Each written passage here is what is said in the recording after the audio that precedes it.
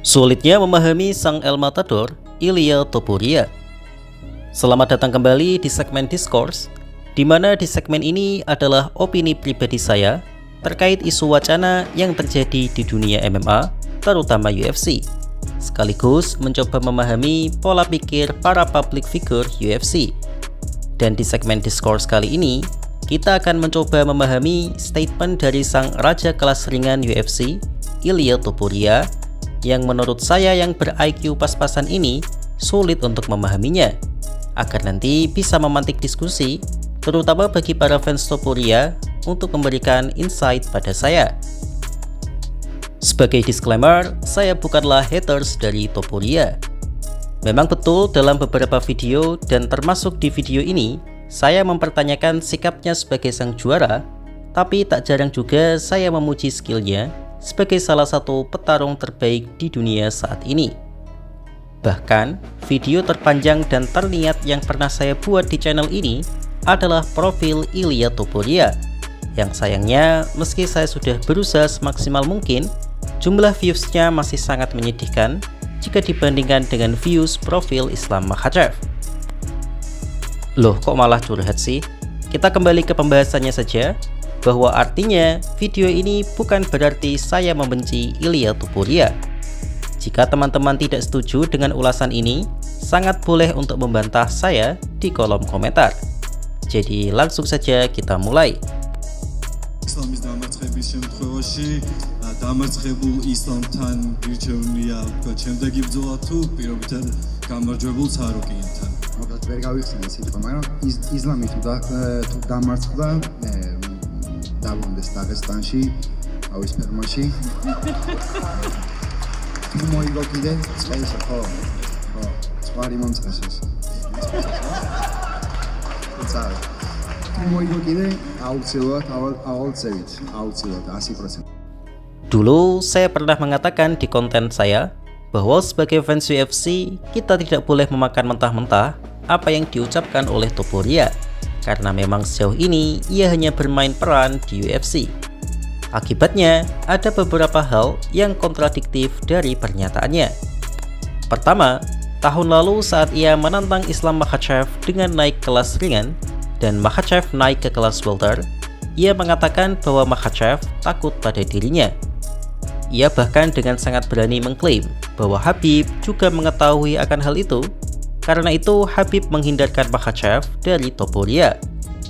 Hal ini banyak dipercayai oleh fans Topuria karena secara kebetulan timing Makhachev naik ke kelas welter bersamaan dengan Topuria yang naik ke kelas ringan, sehingga banyak sekali yang mengatakan Makhachev menghindari Topuria.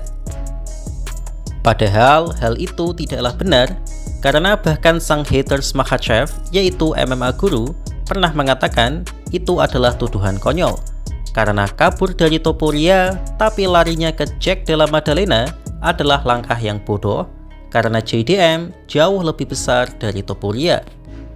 Puncaknya adalah ketika Topuria merevisi perkataannya sendiri, bahwa ia mengatakan Makhachev ke kelas welter bukan karena takut pada dirinya, tapi karena ingin mengejar mimpinya sebagai juara 2 divisi. Ask you, is Islam ducking you? I think he's doing his things. I don't think he's ducking me, to be honest. I will be lying to you if I told you that he's ducking me.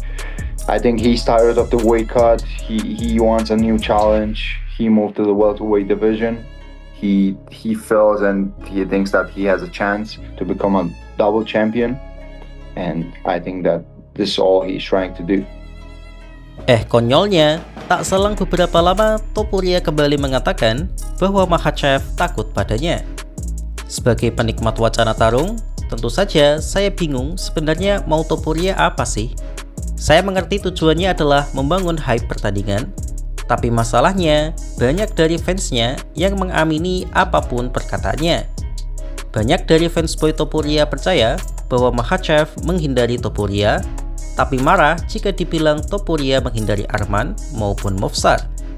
Padahal alasannya sama persis, bahwa Topuria tidak merasa memiliki keuntungan melawan Arman maupun Movsar.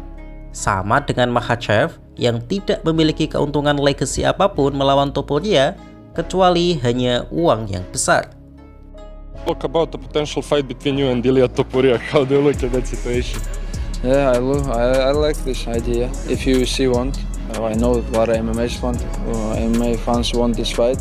I'm ready. What about fight in White House? Kedua, dulu sebelum gelaran UFC 322 November tahun lalu, Topuria sangat semangat mengatakan bahwa ia akan naik ke kelas welter untuk melawan pemenang JDM versus Makhachev, apalagi jika Makhachev yang akan menang. Namun setelah gelaran UFC 322, tampaknya ia tidak terlalu bersemangat untuk kampanye naik kelas dan malah membuat wacana sabuk baru, yaitu sabuk Undisputed Pound for Pound UFC. Pertanyaannya adalah, sabuk itu untuk apa? Oke lah, jika rank 1 dan rank 2 pound for pound jaraknya hanya satu kelas seperti sekarang, tapi jika rank 1 adalah juara kelas ringan dan rank 2 adalah juara kelas berat, apakah mereka perlu bertarung untuk sabuk pound for pound? Kan nggak seperti itu konsepnya. Untuk ceremonial belt, UFC sudah memiliki sabuk BMF, dan pound for pound adalah gelar nyata, bukan sekedar seremonial. Kalaupun laga Makhachev versus Topuria terjadi di catchweight, ya cukup rank satunya saja yang dipertaruhkan, tidak perlu memakai sabuk. Memang sudah pasti gengsinya tidak akan sebesar pertandingan Undisputed Belt, entah itu kelas welter maupun kelas ringan. Pertanyaan selanjutnya adalah, mengapa Topuria tidak terlalu bersemangat lagi naik ke kelas welter melawan Islam Makhachev? Dugaan saya, mungkin Topuria tidak berani melawan Makhachev di kelas welter. Dan saya sama sekali tidak merendahkan atau disrespect pada Topuria andai ia benar-benar takut pada Makhachev versi kelas welter. Karena jujur saja, meskipun dibilang boring oleh banyak fans casual, penampilan Makhachev sangat fantastis kala mengalahkan JDM. Makhachev menjadi jauh lebih kuat dan besar, dan memang tidak logis jika Topuria memaksakan diri naik kelas dengan posturnya yang saat ini. Tetapi di saat yang sama, saya yakin Topuria juga menyadari bahwa posisinya adalah penantang, yang mana ia tidak bisa meminta Makhachev untuk kembali ke kelas ringan. Lagi pula, Makhachev sendiri juga tidak membutuhkan nama Topuria ataupun kembali ke kelas ringan, karena ya buat apa? Resume Makhachev sudah mantap dengan 5 sabuk di kelas ringan dan 1 sabuk kelas welter. Dan saat ini posisinya lebih tinggi dari Topuria. Jadi tidak ada alasan bagi Makhachev untuk turun kelas hanya untuk melawan Topuria. Kecuali jika resume dan posisi Topuria berada di atas Makhachev, maka wajar jika Makhachev turun kelas. Dan saya rasa Topuria menyadari akan hal itu, karenanya ia mempromosikan konsep baru, sabuk Raja Pound for Pound UFC. If you end up fighting Islam this year, hopefully, that's what the fans want. Yeah, Will it be? that's what I want too. Would you fight him at welterweight, or would you want to fight him at lightweight? So the perfect scenario for me would be fighting him in the welterweight division, because So you would go up. That way I'm gonna be able to collect my third belt. But also would be a great scenario to me to fight between 155 and 170 and to create a new belt. Why not calling pound for pound? Because he's the number one, I'm the number two right now. For me, in myself, I'm the number one. But yeah, you put two of the best guys in the world. You put the pound for pound belt in the middle. Whoever wins is the best. Damn, so you want to make your own belt, pound for pound belt. Terakhir adalah pandangan Topuria pada Arman Tsarukyan. Dalam live streaming bersama Edin Rose, Topuria mengatakan bahwa Arman adalah lawan yang mudah bagi dirinya. Ia mengaku Arman tidak memiliki hal yang membahayakan untuknya karena Arman sudah memiliki catatan kekalahan, yaitu KO di awal karirnya, kalah dari Islam Makhachev, dan kalah dari Mateusz Gamrot. Topuria mengaku andai mereka bertarung, maka Topuria akan membuat Arman panik dengan kekuatannya dan akan dengan mudah menghabisinya. Well, memang benar bahwa rekor Arman sudah ternoda terutama KO di awal karirnya, tapi bukan berarti itu rekor yang jelek. Di UFC, Arman kalahnya dari raja terakhir, itu pun di debutnya loh. Sedangkan kekalahannya atas Gamrot sampai sekarang masih menjadi kontroversi karena banyak pihak yang menganggap bahwa Arman lah yang menang.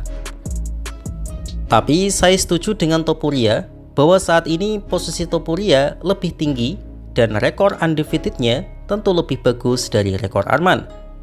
Tapi masalahnya itu tampak kontradiktif dengan ucapannya sendiri bahwa tahun lalu ia sendiri mengatakan bahwa jika UFC memaksanya untuk bertarung dengan Arman, maka ia lebih ingin menanggalkan sabuknya. Dan sekarang ia mengaku terbuka melawan Arman, meskipun ia juga mengaku peluang Topuria versus Arman hanya tipis terjadi. Apakah beneran takut? Well, seperti yang sering saya bilang, bahwa saya percaya Topuria tidak takut pada Arman. Tapi masalahnya, sulit sekali mencerna perkataannya sebagai seorang ksatria karena omongannya terkesan pelin-pelan dan tidak konsisten. Tapi overall, Topuria memang sangat pandai bermain panggung dan bermain kontradiksi. Mungkin karena ia mengikuti idolanya, yaitu Conor McGregor. Ya, saya mengatakan bahwa Ilia Topuria adalah fans Conor McGregor dalam beberapa aspek.